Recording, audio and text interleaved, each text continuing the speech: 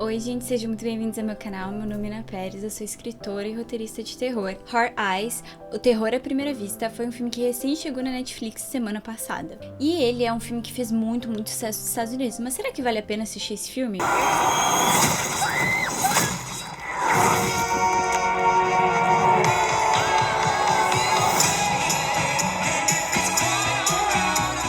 E é claro que eu assisti pra poder dar dica pra vocês se vocês vão gostar desse filme ou não. E embora eu vá comentar alguns detalhes do filme, eu não vou falar nenhum spoiler que possa trabalhar alguém que não assistiu o filme e possa estragar o filme. Então embora eu vá comentar coisas bem por cima, eu não vou entrar em detalhes. E se quiserem eu posso fazer uma resenha mais profunda comentando várias cenas e o que eu achei dessas cenas. Bom, a sinopse é a seguinte. Após serem confundidos pelo infame assassino em série Heart Eyes, os protagonistas Ellie e Jay precisam lutar por suas vidas. Uma sinopse bem genérica, né?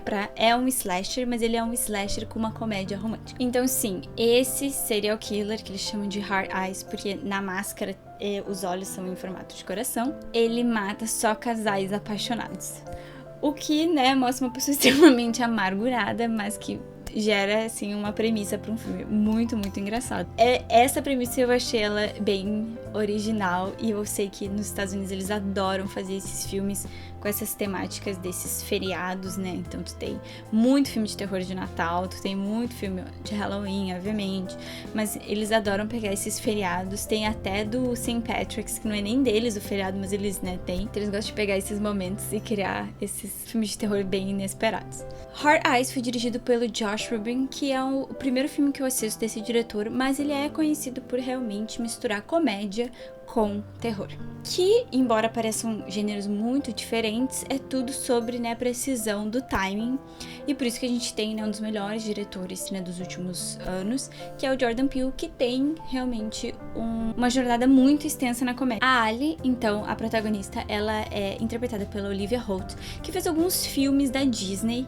Eu lembro dela nesses filmes, esse foi o primeiro papel mais sério, entre muitas aspas, né, porque ainda é um filme de comédia, mas um filme mais adulto. E o Jay é o Mason Gooden, que é o nosso queridinho dos últimos dois filmes do Pânico, então a gente entende ele sabe como sobreviver aí a um assassino em série maluco, mascarado. Então, o filme, ele é bem divertido, ele lembra um pouco realmente também o Pânico, mas ele tem uma diferença bem grande que nas horas da violência, né, que são bem explícitas, então se tu não gosta de body horror, não gosta, né, desse gore extremo, eu não recomendaria esse filme pra você. Mas, mesmo nessas partes violentas, que no Pânico tem um pouco, mas eu achei que nesse filme foi mais, ele continua engraçado, né? Ele nunca perde a comédia, que é diferente, por exemplo, de um outro filme que eu gosto muito, que mistura né, comédia romântica com terror, que é o Fresh, mas que, né, é mais um romance, o início de um romance, porque ele não tem tanto essa parte da comédia, tem um pouco, mas não é tão forte, e ele é um filme que fica depois mais sério. Esse ele continua divertido, continua como uma comédia romântica do início ao fim.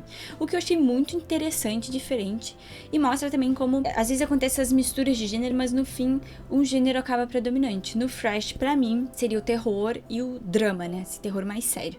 Nesse, ele continua divertido até o fim. Então, o que o filme faz muito bem, né? Ele brinca com clichês de ambos os gêneros, tanto da comédia romântica como do terror, e explora eles. Então, né, a gente tem os dois personagens se conhecendo por que eles chamam em comédia romântica meet cute, que seria, né, um encontro fofo, que eles se esbarram na cafeteria, eles pedem o mesmo café, tu tem o beijo, tu tem o clichê do estamos fingindo estar namorando, tem toda essa questão. E com o terror, tu tem, né, ele tá escondido no armário, acha que é um e é outro, tu tem alguns plot twists que eu não vou falar porque eu não quero estragar o filme pra quem ainda não assistiu. Então eu achei interessante, né, essa mistura e muito divertida. E uma mistura que, assim, o que o filme se propõe a fazer, ele vai até o final. Que são poucos filmes que eu posso falar isso, né, assim, tem uma tendência, como eu falei antes, né, aí mais pra um lado ou pro outro, e ele não, ele continua de terror e de comédia romântica até o fim.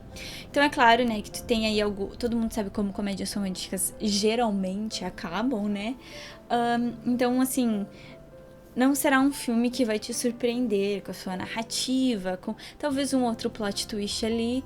As cenas das mortes são realmente muito explícitas e bem criativas, então tem uma que parece até me lembro Jogos Mortais. Mas, tirando isso, não é um filme inovador, mas ele também, eu acho que ele não se propõe a ser. Pro que o filme se propõe, ele cumpre completamente, que é uma história divertida, leve, com sangue e um romance.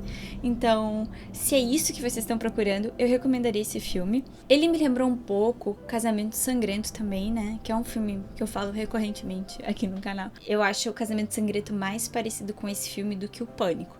Porque o Casamento Sangrento, mesmo nas horas, né, que ela tá passando por algo violento ou alguém tá tentando matar ela, ele ainda continua com um leve humor. O Pânico faz isso, mas de uma forma bem diferente. Então eu acho que se tu gosta desses tipos de filme, eu acho que tu vai gostar desse filme. Ele pra mim é aquele filme divertido de juntar várias pessoas, teus amigos, uma festa de pijama e assistir ele. Ele é um filme que tira algumas risadas da audiência, tem outros que tu fica torcendo pros personagens ficarem juntos. Então tem toda essa questão que é bem divertido de assistir com mais pessoas. Uma coisa que eu vou dizer é que se tu é mais fã de filmes como do Ari Aster, do Robert Eggers, esse não é um filme pra ti, infelizmente, né?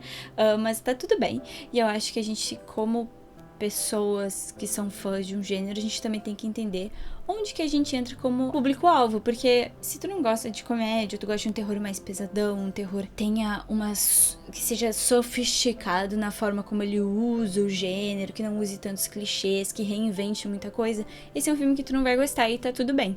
Então eu acho que a gente, como audiência, também tem que entender o que a gente gosta dentro de um gênero e o que a gente não gosta. Saber que tem filmes que talvez umas pessoas amem, tu vai odiar, e vice-versa, e tá tudo certo, é só questões de gosto. Porque às vezes eu vejo muita gente falando que esses filmes não são bons e tal, mas eles são divertidos e eu acho que quando tu vai olhar para um filme pra dizer se ele foi bom ou ruim, além do teu gosto pessoal, eu acho que é muito importante a gente olhar qual que é a proposta do filme e se ele cumpre essa proposta. Por exemplo, o Five Nights at Freddy's é um filme para pré-adolescentes de 12 anos. Então, se tu com 30 não gosta porque tu queria um terror pesadão, uma coisa que explorasse outras coisas, então, assim, não é que o filme é ruim, é que tu foi com uma expectativa errada e foi ver um filme que tu não é a audiência para, e daí é óbvio que tu não vai gostar do filme. Então não quer dizer que o filme seja ruim, ele tem uma proposta diferente do que tu tava procurando. E eu acho que falta muito isso, essa questão crítica, quando se fala de filmes, até em canais, até no YouTube, no TikTok, enfim, falando, não, isso é ruim, isso é bom. Não, peraí, vamos ver, tecnicamente é ruim? Não, talvez não seja ruim tecnicamente, eu não gostei do filme, tá? Por que tu não gostou desse filme? E o que tu esperava de um filme que é para um pré-adolescente de 12 anos? Ele não vai ser um terror hereditário, ele não vai ser um exorcista, ele não vai ser nada disso. Então eu acho que é muito importante a gente falar sobre isso e começar um diálogo, porque às vezes tem pessoas que falam mal de pessoas que gostam de uma coisa e não de outra, e não entendem que, tipo, gente, querendo ou não, cinema, arte, literatura é entretenimento, e se tu não gosta, não tem problema, mas as pessoas ao teu redor também não precisam concordar contigo, é uma questão do que te faz ficar entretido, né? Pelo amor de Deus. E acho que é bom falar isso porque agora tá chegando os Oscars e eu vou fazer um vídeo falando de todos os filmes de terror que estão indicados ao Oscar. Porque daí vão dizer, não, esse filme é ruim, esse filme é bom, aquela coisa de sempre, de todos os anos que a gente conhece. E eu acho que é importante a gente começar a pensar um pouquinho por que a gente gostou de um filme e não gostou de outro. E, né, gerar uma crítica um pouquinho mais elaborada. Eu acho que é sempre importante. E eu acho que eu, como tendo esse canal, mesmo pequeno e mesmo com uma comunidade pequena, comparado com outros no YouTube, eu acho que é importante a gente ter esse diálogo e criar, né, talvez uma nova forma de ver os filmes e o porquê que tu gosta de uma coisa e não de outra. Mas Heart Eyes é 1h30 de muito sangue, um romance bem fofo entre os dois personagens, clichês, tem várias cenas muito bem filmadas, a luz, prestem atenção em como eles iluminaram a cena, tem horas que são bem interessantes, principalmente na delegacia. Eu gosto de quando usam luzes dentro do mundo que tá sendo filmado, então tá tudo escuro e tem um carro com os faróis acesos e essa é a única luz que a gente acha, né? Porque tem outros que iluminam os personagens, esse tipo de coisa. Me falem nos comentários, vocês já assistiram esse filme? O que vocês acharam? Gostaram? Não gostaram? E por quê? Vamos começar a fazer aqui uma coisa mais crítica. Vamos pensar um pouquinho por que vocês gostam de um filme e por que vocês não gostam de outro. E tá tudo bem, não existe resposta certa, mas é sempre bom a gente ter esse olhar e também entender que os filmes que a gente ama não são perfeitos e os filmes que a gente odeia talvez tenham as suas qualidades. Não era esse o foco do vídeo, mas eu só comecei a pensar sobre o que eu imagino que algumas pessoas falem desse filme. Então, enfim, virou um pequeno workshop de crítica. Fica a minha recomendação do filme da Netflix, que se eu não me engano entrou na Netflix dia 2 de fevereiro, que é o Dia dos Namorados nos Estados Unidos. Então, né, tem aí uma temática bem divertida pra se assistir. Então eu espero que vocês tenham gostado do vídeo e até a próxima semana.